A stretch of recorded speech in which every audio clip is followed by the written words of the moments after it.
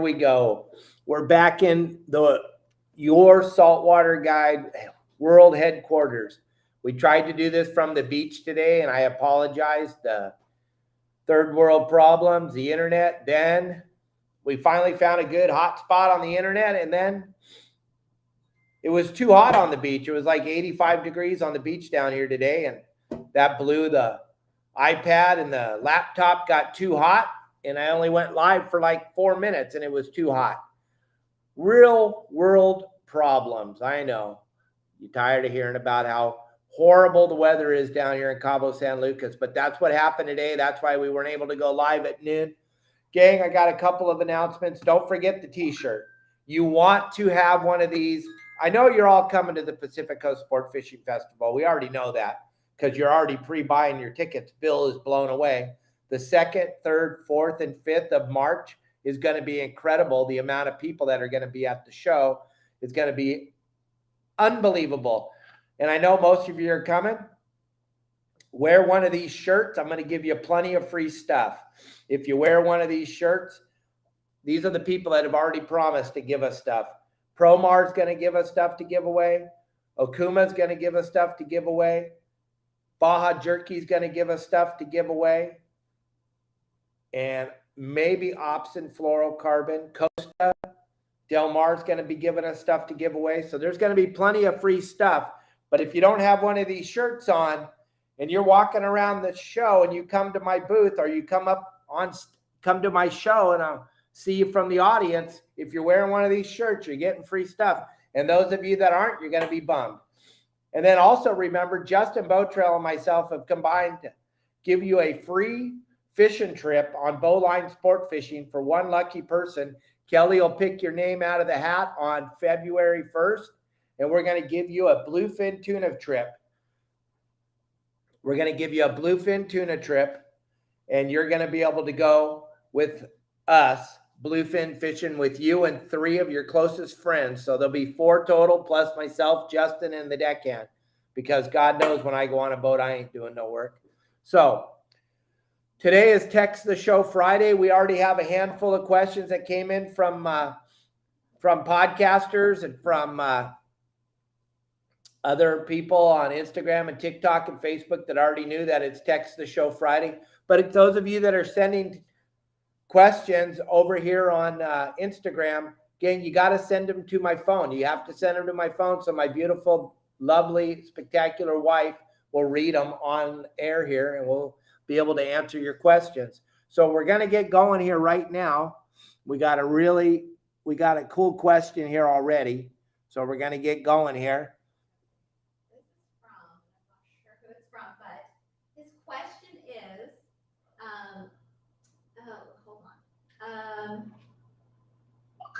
When does it make sense to deep drop on a mark, whether it be yellowtail or bluefin tuna? When does it make sense when you're marking fish under the boat? When does it make sense to drop down something like a knife jig or a carnata, slow pitch jig or something like that is what he's asking. When is that the time? Well, when that fish is down there over 150 feet deep, then it's time to give that a shot and give that a try. If that fish is above 150 feet, think of it like this. How fast can you swim how fast can you walk 150 feet? Pretty darn fast. Well, think about that fish. He can swim 150 feet really, really quick. One flick of the tail and he swam 150 feet. So to put on a knife jig or a carnata slow pitch jig or something like that, or a sinker rig, and drop it down to fish that are less than 150 feet, that's ridiculous. Because those fish that are at 150 feet or less, they're all looking up, trying to get to your bait. So if you drop a sinker or you drop a knife jig or a carnata slow pitch jig, as that thing goes flying by them, all the fish look at each other and go, I don't know what that was, but that's not what we're looking for. They're all looking up. They want to eat that bait up on the surface. That's why they're at that 150 or less. But if they're below 150, if they're 2 to 300 feet deep all day, every day. Carnata slow pitch, knife jig, something like that. Sink a rig, get it down there. And that goes to understanding how deep, how much line you have out. And also, like I heard Tim Ekstrom talking about the other day on Let's Talk Hookup. When your line is going out, straight out in front of you, when you're drifting and you're trying to do that slow pitch or the knife jig or the sinker rig, you want to make sure that your line's going straight down. If there's an angle on it, you need to wind it up, cast it out off the other side of the boat and let it sink down. You also need to know how much line you have out. So mark your line every 100 feet, mark it a different color. Black, first 100 feet, green, second 100 feet, blue, the third 300 feet. It's super important to know how much line you have out so that you don't go flying by the fish or you don't try to fish above the fish. All right, Kelly, we got another. Yes, I don't know who this is from, but Gang, when you send us a message, you got to leave your name so we can give you that. One of you are going to win that free t-shirt, but we need your name. Go ahead. He wants to know, he wants to catch a white sea bass this year. When should he go out and start targeting them? Perfect. When should we start looking for that white sea bass to start biting? Well, as these squid nests develop along the coast, which will be probably in the very, very early stages of the spring or the late winter, that's when that stuff's going to start to bite on the beach in that squid grounds, the squid nest that we talked about on our show last week, how to fish the squid nest and how to fish the squid grounds. That stuff usually starts to show up around the end of the winter, beginning of the spring. And then as spring starts to move along, as you watch the water temperature and it starts to get up into the 62 to 64 degree, that's when that fish is going to start to really get active as that water starts to warm up. And I know a lot of you have just started fishing since 2015 and you're like 62, 64, that's freezing. Well, that's what you're going to experience this year because we're finally having a real winter in Southern California, which we haven't had in a very long time. You're going to witness colder water than you've seen in a very long, long time. And now you're going to understand Southern California is a cold water fishery. It's not a warm water fishery. When that water gets up into 67 to 69, for my whole childhood up until my early adulthood, that was the standard, man. If that water got to 70, that was smoking hot and those Dorado would show up. But our water in Southern California in the summertime would be 67 to 69. That was warm, warm water until 2015, and then all heck broke loose. We've had warm water ever since, but that's not the norm for Southern California. And now you're all starting to see what a winter really looks like. We have a real winter upon us. We got storms backed up one after the other, phenomenal amount of wind. That wind is coming from the north. It's coming, and it's very, very cold wind. It's coming off that ocean. That's cold up there. That ocean up there above San Francisco is in the high 40s, and that's blowing all that cold water down towards us. And the cold wind causes the water to get cold even quicker, and it starts to roll the water over on itself, and the water down deep now is cold. It wasn't like that in 2015, 2016, 2017, 2018, 2019. The deeper water was still warm. The deeper water was in the high 60s. Well, now that deeper water is in the high 40s. It's going to roll over and everything's going to get cold. And you're going to have to start to get into that mindset. I'm sorry, I went off on a tangent, but that's how I do my seminars because I got so much information floating around this computer and I just start to want to share it all with you. And I know we're answering questions. So we got another question. Go, Kelly. We need a charger. Right away. So this is John from La Mesa. All right, John from La Mesa. And he would like to know, or he wants to go whale watching on his own boat. Oh, perfect. What should he do and what are the do's and don'ts? All right. John's asking about whale watching. Gang, this is so cool because my sister and I just did a conference call for the PCS show, and we were talking about my dad, and my dad was the pioneer of whale watching in Southern California, really in the world. In 1967, my father ran the very first whale watch trip where people paid to go whale watching. I know you did it way longer than he is. He's not as old as you guys. Hasn't been doing it as long as you, but my father started it in 1967 around the very first whale watching trip of anybody that paid people to go whale watch. And I'm sorry if you thought you did. You didn't. But here's the deal. So I got the opportunity to grow up in the whale watching world. And listen, by law, you're supposed, this is the Marine Mammal Protection Act. You are supposed to stay 100 yards away from the whales at all times. At all times. Now, if you're stopped and the boat is not moving and the whale swims to you, that's fine. But if you go charging up on the whale, and what a lot of people do, they don't understand. They saw the show on National Geographic, or they saw a TikTok thing where people were petting the whales, and they all think they're going to get to pet the whale. Listen, the whales in Southern California are on a migratory path. I'm sorry, I'm going to go off on a tangent on this one. The California gray whale and the humpback whale are both on a migratory path. Right now, this time of year, they're heading down to the bays and lagoons of Baja California. This is the longest known migration of any known marine mammal in the world. It's about 10,000 miles long round trip.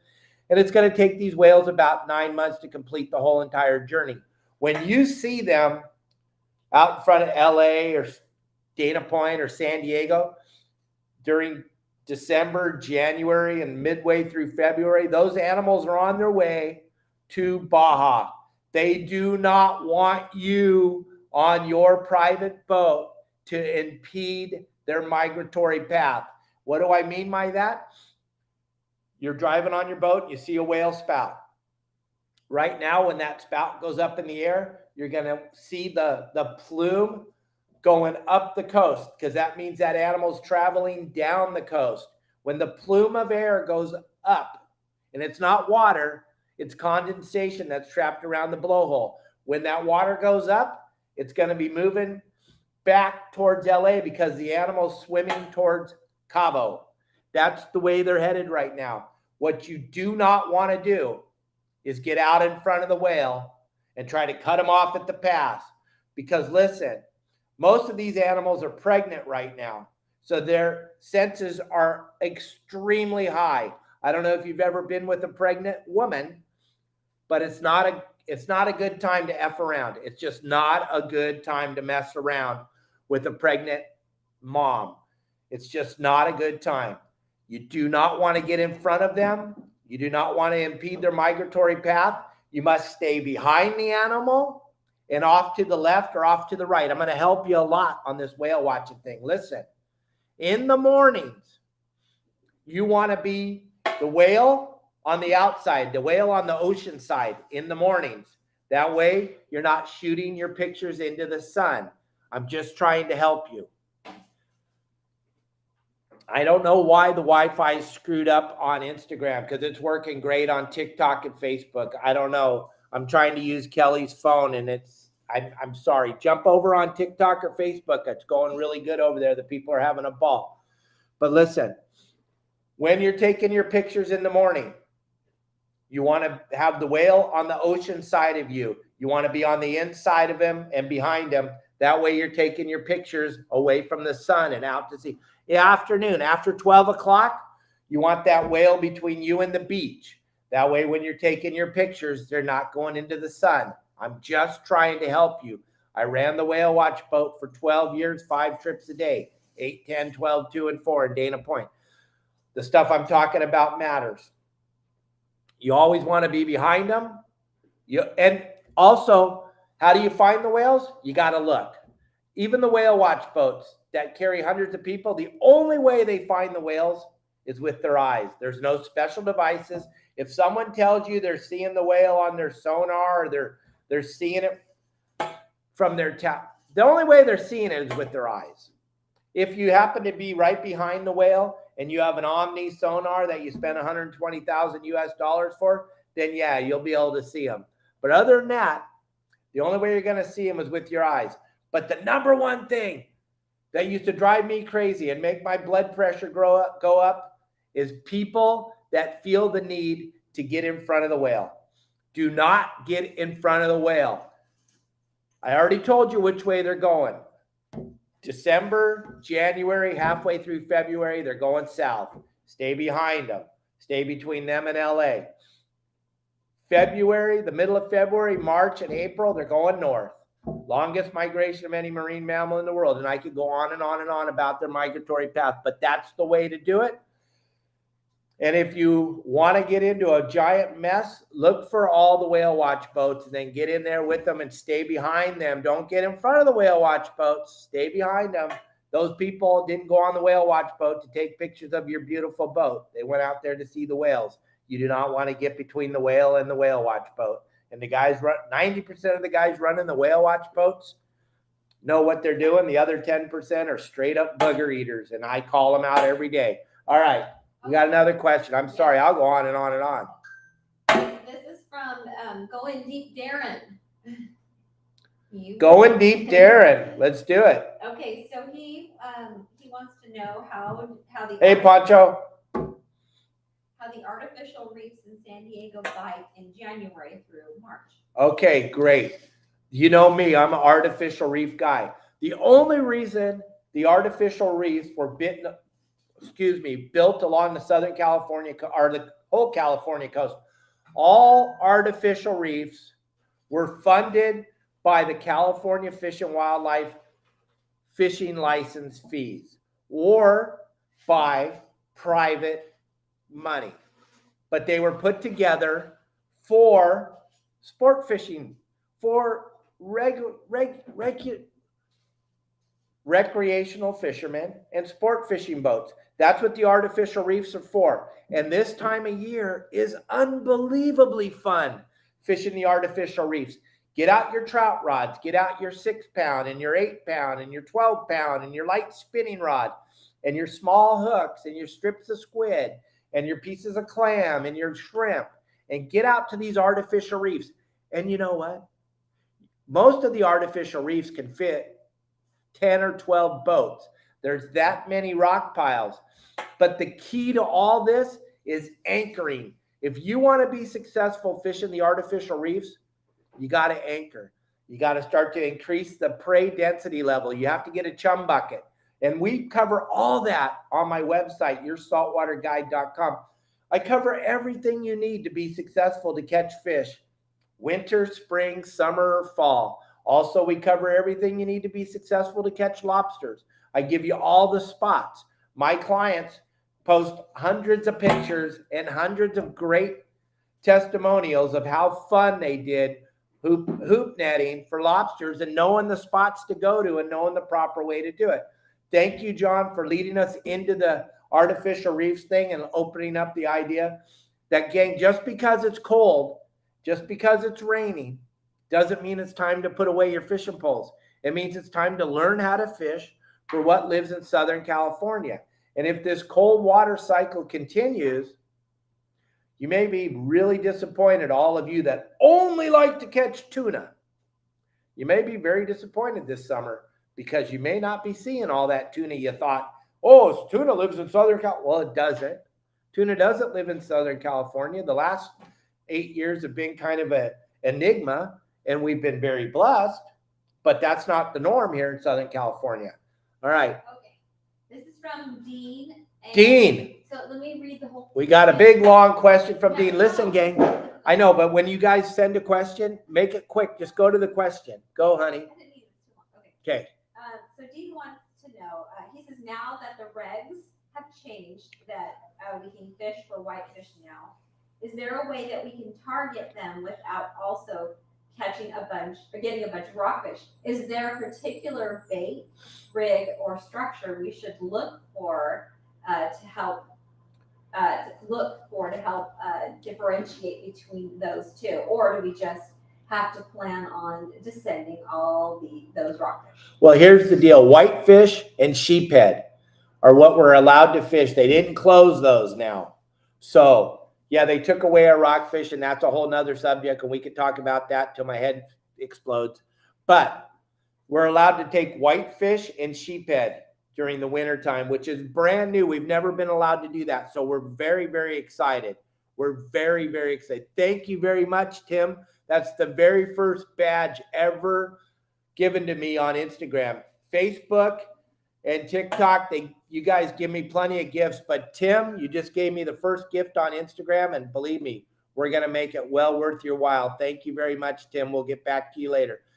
Okay, back to what he was asking about. Is there a way to just target whitefish and sheephead, and that way you won't have to worry so much about catching reds and boscos and starry eyes and all that other stuff? Well, think about this. The whitefish and the sheephead have a small mouth. And the normal rockfish has a big mouth. So what I'm going to suggest is use a smaller hook. Use a number 4 or number 2 hook. That way the whitefish can get that hook in their mouth. And then look at on our website, yoursaltwaterguide.com, we show you exactly how the proper way to cut up a squid. If you go on a sport boat and they don't cut the squid up that way, I wouldn't go on that sport boat anymore, because they obviously don't care. There's only one proper way to cut up squid, and that's the way I show you at yoursaltwaterguide.com. Any other way is the wrong way. I show you how to cut them into strips to be like spaghetti.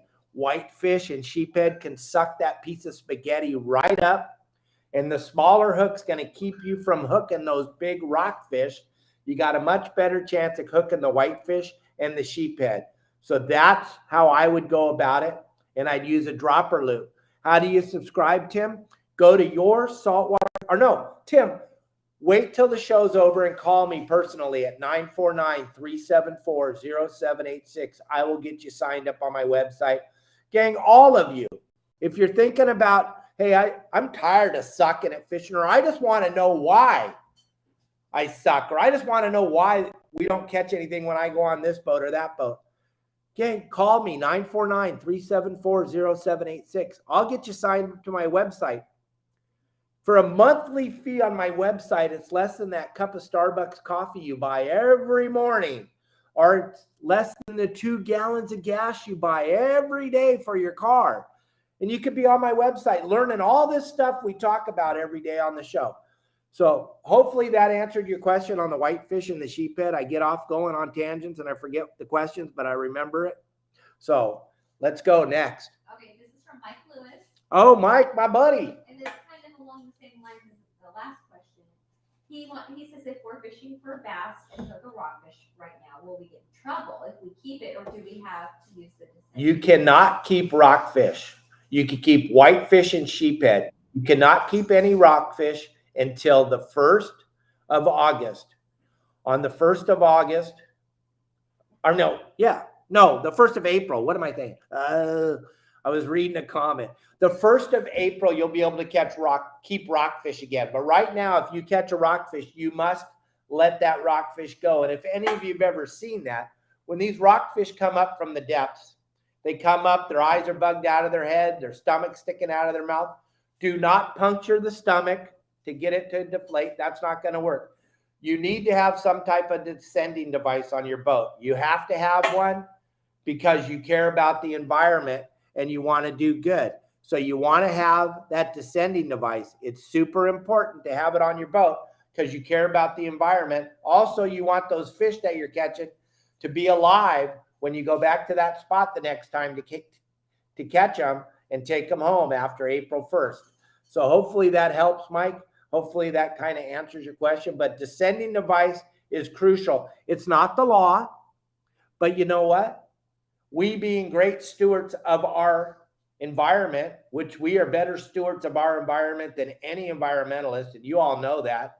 We care more about it than they ever will because our lives depend on it. So there's nobody out there that cares more about the fisheries than I do.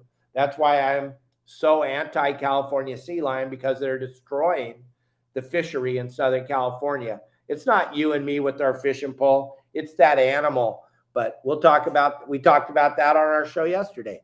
All right. Okay, this is from Wyatt. All right, Wyatt. Wyatt wants to know, does your website have spots at the Northern Channel Islands, Santa Cruz, Anacapa, Santa Rosa area? Yeah, my spot. Here's a different, and thank you, Wyatt, because this helps me. Here's where my website's different than anything else out there, gang. First of all, we have a community. We have 3,700 plus members in this community of fishermen. and we share everything. We have a fishing reports section on the website, yoursaltwaterguide.com.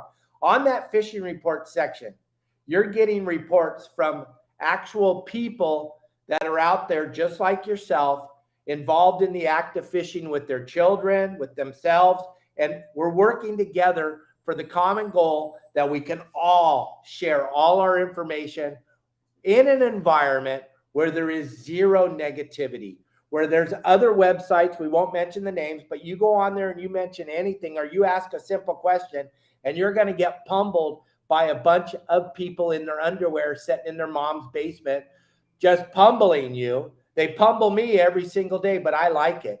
I eat it up. And I've gathered most of the hate back from the people that took it from me, like Billy and Mark Wish. Those guys started to take my hate. I'm owning all the hate again now that we're getting so popular. And I love the hate because the hate represents what? More views. But listen, on our website, yoursaltwaterguide.com, I'm going to answer Wyatt's question in a minute, but I want you all to understand. The fishing report section is what differentiates us from anything else out there.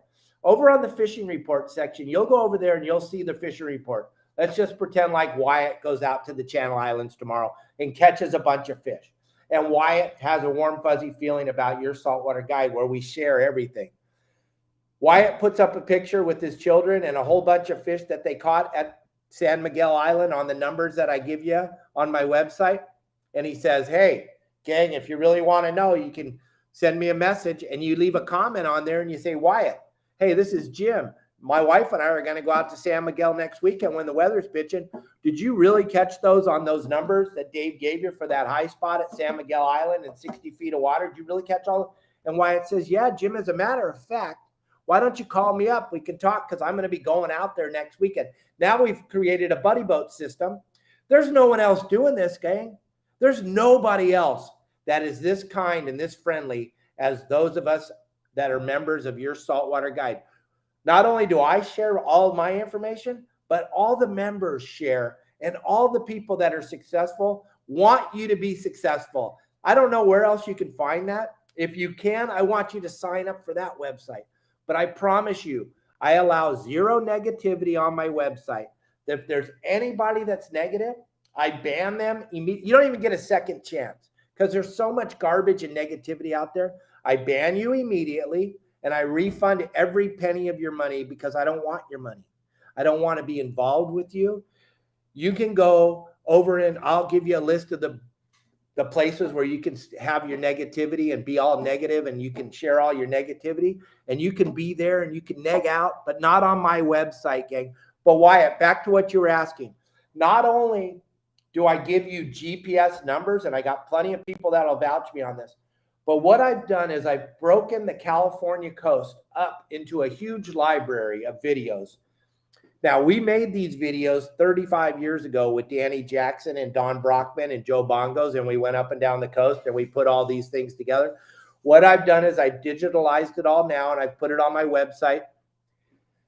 And just for example, let's just say San Miguel Island. I give you 15 really good spots at San Miguel, but I teach you exactly how to fish them. I don't just give you the numbers because really, numbers are worthless if you don't know what to do with them. If you got a whole book of numbers that you got from my buddy Pete Grossbeck, but you don't know what they mean, they're kind of worthless. But if you have someone like Pete Grossbeck that is willing to share those numbers with you and then tell you what you can do when you go there, well, that's where the magic is, gang. That's what I've done different than everybody else. I just don't give you numbers. I tell you, listen, White Rock, San Clemente Island.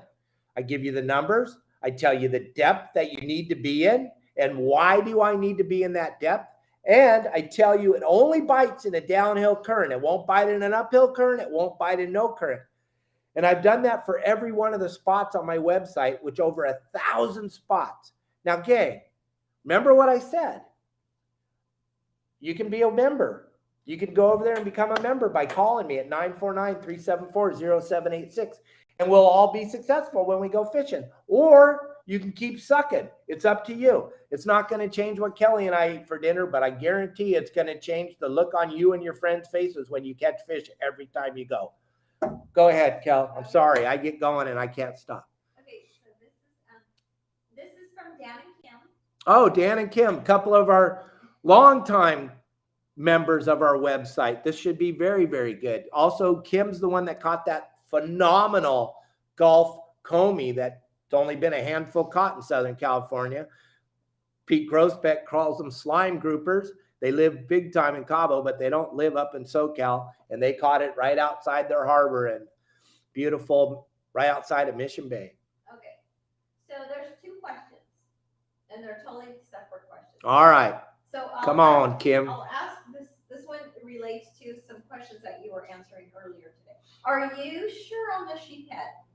And Dan and Kim thought they read that sheephead is closed from January 1st. I'm not sure of anything, to be perfectly honest, because they changed this rock cod regulation thing on a daily basis. They printed something, they put it out the other day. I was under the assumption when I was listening to the meeting that they were leaving the sheephead and the whitefish open. But if the regs say they're not open, then they're not open. But remember, like it says on my website, I'm not here to tell you about the regs. You can't hold me to the spot about the regs because I can't barely even understand it. So the last thing you want to do is when the Fish and Wildlife pulls up to you and you say, well, Dave Hansen said well, first of all, when you mention my name, you're already in big trouble because they already know if you use my name, you're doing something bad. No, I'm just kidding. They love me and we're all good friends, but gang, don't take my word for anything. Check the reg book and make sure that whatever I'm talking about is the absolute truth. I'm just trying to help. And their second question is, you mentioned braided fishing line is abrasive. Do I need to worry about? Hey, Ivan. Do I need to worry about braided line wearing out the eyes on my fishing rod? That's a great question, Dan and Kim. The braided line on your old guides, back in the olden days when the guides were that chrome-plated brass, that would get worn out pretty quick with the new braided line. Nowadays, with the ceramic guides and the ceramic that they're using, or whatever the porcelain or whatever they use, because I don't know the molecular structure of what the hell they're using, but I know that they designed it so that the braid can't wear it out.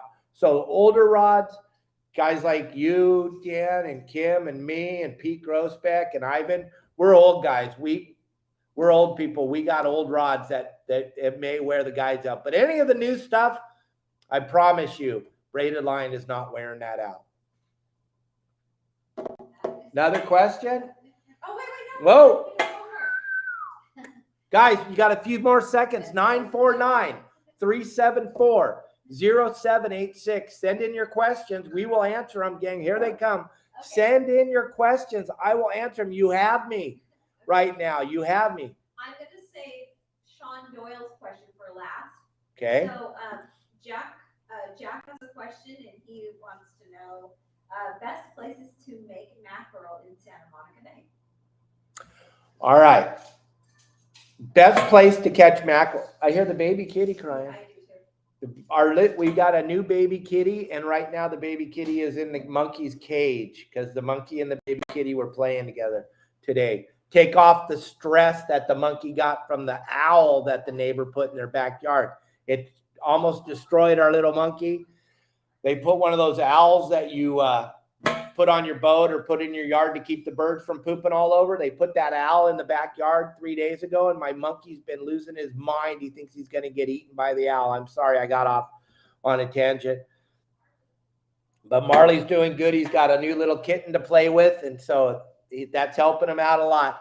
But and I was just told sheephead, spearfishing, and from shore, you can do it. You can't start doing it until April 1st from a boat. That doesn't make any flipping sense at all. That's the dumbest. But oh well. Wait, that's for another show. So what was the question? You got to understand the 70s were gnarly on me. What question? You talked about Jack's question? No. The last question last question. So Sean Doyle wants to know, No, the one before that. What? See? I asked you Jack's question about the mackerel. Oh, the mackerel in Santa Monica Bay. Perfect. I'm sorry. Got all whacked. Okay. In Santa Monica Bay, Redondo Beach, when you come out of Redondo Beach and you go to your left over to Haggerty's Cove and there's that kelp over there, that's a really good area to make mackerel right there. Or if you're coming out of Marina Del Rey, you're going to go out towards that. When you come out of the harbor in Marina Del Rey, you're going to go to the north side as you come out of the harbor, and you're going to make that turn and start to head up the coast. And just off to your left, there's going to be a barber pole out there marking the artificial reef. There's a phenomenal amount of mackerel over at the artificial reef. Out of Redondo, you're going to go down to Haggerty's to that kelp. There's a bunch of mackerel living in the stringers of kelp. The key is using a chum bucket. It's going to change everything. If you can use a chum bucket, that will help you tremendously. Or you can use the Pete Grossbeck method, some oatmeal cat food mixed up in a 5-gallon bucket and taking a coffee cup and spreading it across the water every once in a while. I don't like to do that because it makes my hands smell. And man, I don't like to get dirty anymore. Those days are long gone. No, I'm just kidding. That works phenomenal, but the chum bucket's really cool. You throw it in the water, you let it chum for a little while, catch the mackerel, put it back on your boat, take it home, put it back in the freezer. It's ready to use it again on another day. All right. Any more questions? Yes, we have 2 more. All right. We're still got questions coming in, gang. I will answer your questions till you quit asking them. I promised you. If you have questions, send them in. 949-374-0786. And as soon as the show is over, let's get you guys signed up to the website so you don't have to keep sucking at fishing and you don't have to keep eating your boogers. Okay. This is from Darren. Darren. His 15-year-old daughter loves calico tacos. He wants to know if they bite in the winter at the artificial reefs or at the base of the kelp line. Okay, perfect. Yeah, we catch plenty of calico bass at the artificial reefs. And what is cool this time of year is the water gets colder. There's a good chance that there'll start to be more anchovies in the mix, probably more anchovies in the bait barge. Anchovies aren't a warm water fish. So as that water got warm, they got pushed off the beach. As the water gets colder, they're going to be starting to catch more in the bait when the bait boats are out fishing for bait. So if they start to get more anchovies, then you got a really good chance of catching calico bass at the artificial reefs. And the way I like to do it is with a small sliding sinker and a number 4 or a number 2 bronze colored or black colored hook. Nose hook the anchovy, cast it out, let it sink through the water column. When it hits the bottom, wind it back up and throw it back out. Just like how I teach you how to fish with the live squid. You want to keep that anchovy moving in the water column. The chance of getting bit on the fly line this winter when the water's in the mid 50s, probably not going to work, but they will bite in that lower water column if you're fishing the anchovy like that. But you can catch plenty of them on the strips of squid on the artificial reefs too, while you're fishing for the whitefish and all the other stuff that live on the artificial reefs. Sargo, yellowfin croaker, black croaker, they all live on the reefs and they're all great table fare and they're all open. Now that we know sheephead aren't open, now we know. That's good that I know. It sucks that they're not open, but if you stood on the beach and grabbed the guy's line and then drove it out to the artificial reef and he dropped it in the water and he caught the sheephead and then wound it up on the beach, you could keep it. That's the dumbest thing I've ever heard of. That is so ridiculously lame, but that doesn't surprise me. Okay, here, bring the baby over here. I want you to see our new little baby kitty. Plus, we got more questions. We have one more question. One more question, and then we're gonna go play with the monkey. Look at this little baby. Huh? Look at that face. Huh? Is that the coolest little face? Look at that face. This is funny face. Don't choke her. I'm not choking her. That's our new kitty. Okay. Huh? How cool. That's Marley's pet. Marley the monkey loves this little baby kitty. Sean Doyle, this is a very important question from Sean Doyle. Sean Doyle. And he wants to know, how is your new year going, Captain Dave? Our new year is going absolutely phenomenal. I want to let y'all know I'm leaving on a trip up to I'm leaving on a trip up to Mag Bay to go fishing in the mangroves at Lopez Mateo like I did last year at this time when I made all those bitchin' videos for you guys. I'm going to go snook fishing. We're leaving Sunday morning. So Monday, Tuesday, Wednesday, Thursday shows are all going to be at 6 o'clock at night when I get back to the dock from fishing all day. We will be doing the shows, but they all will be at 6 o'clock at night. My buddy Mark has Starlink in his motorhome. He says it's going to work perfect. So we'll be able to do the shows, but you're going to have to wait until 6 o'clock at night, Pacific Standard Time, and we'll be doing the show. But this is Funny Face. He's our new mascot. She's pretty cool. And Finn, this is the first little girl kitty Finn has ever met. So you can only imagine how Finn's doing. Finn loves little Funny Face, and so does the monkey. Monkey loves the cat. That's the monkey's cat, as a matter of fact. But gang, it's a great start to the new year. We're having a good time. I'm loving all of you. I really appreciate all of you. I can't do this without you. We're getting millions of views every couple of days. You can go look, if you don't believe me, across every social media platform. It's absolutely incredible, and I can't do any of it without all of you. And I would have never in my wildest imagination would have thought that we would have been doing this in 2023, but here we are. It is absolutely incredible, and we're going to keep doing it because you keep watching. If the views go away and you guys stop watching, then I will stop doing it, but I don't see that happening. Any more questions, honey bunny? Okay, Kelly girl, tell everybody goodbye. Bye. We all love you guys. Thank you very much. I'll see you all Monday at 6 o'clock. Be kind to each other. Turn off the news. Remember, they're all lying to you. And there's only one place to get the truth, and that's right here from Your Saltwater Guide. Oh, wait a minute. I have a question, Dave. Go ahead. We got a question from Kelly girl. When are you going to be back in this home from your fishing trip? Thursday. We'll be home Thursday. We're going to leave Lopez Mateo Thursday morning around 6 o'clock because Mark doesn't like to drive in the dark. So we usually leave around 6 a.m. and that'll get us back to Los Barillas around noontime. And then I'll jump in my little truck and drive back home to you, baby. And you'll probably see me before 3 o'clock. And then all of you will see me at 6 right here in our world headquarters of Your Saltwater Guide and Kelly Hansen. Gang, thank you once again, everybody. Your Saltwater Guide. I share all this bitchin' information on my website. We have over 400 how-to videos. We have 3,700 members that are all there to help all of you. We all want to help you all to be better fishermen and better ocean people. And that's what we got going on. Thank you for the badges. Thank you for everybody that's always given me you guys are always giving me stars on Facebook, badges, and we're getting badges on Instagram. Thank you very much. Everybody on the podcast, Apple Podcasts, Megaphone, and Spotify. Thank you very, very much, gang. We're going to figure out a way to start getting you guys some of the swag we give away every week. We'll get you guys some. Remember, we're giving away a t-shirt to the best question today, and that best question is going to go to Wyatt. Wyatt, we need you to send us your address. You won. If Wyatt's not listening and one of you know him, send him a message. Oh, Kelly said she's got his text. She'll send him. Wyatt won the t-shirt this week. Next Friday, get your questions ready. We'll give away another t-shirt. One more. I need his size shirt too. Well, Wyatt's going to text it to you. Okay. Wyatt will text it to you, honey. All right, gang. Thank you again. I can't thank you enough. We're going to go have a bitchin' dinner. You guys be kind to each other. I'll see y'all on Turn to Handle Randall's. I'll see y'all on Monday.